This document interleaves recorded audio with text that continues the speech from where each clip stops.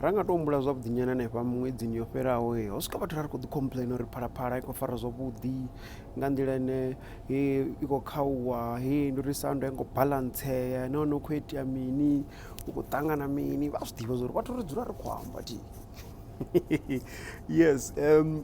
na nṋe nda sa kona u zwi funaho vha zwi khou ḓi mbaisa uri na mara fhethu khou ṱangana nani na dzi inzhiniara dzi khou itani zwavhuḓi vhuḓi khezwi zwi tshi khou itea ngorala vha tshi khou sedza hanefha kha saidi vha khou zwi vhona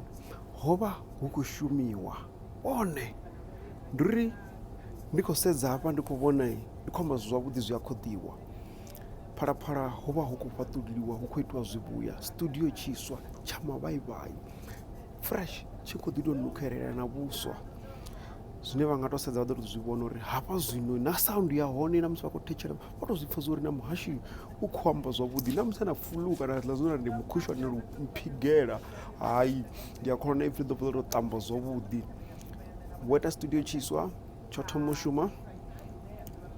tshi thoma u shuma hanefha zwine nga tamba zwone tshi thoma u shuma hanefha nga dzi 12 dza November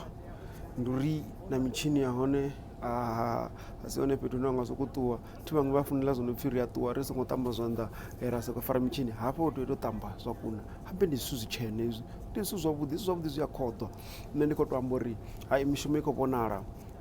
ri khou livhuwa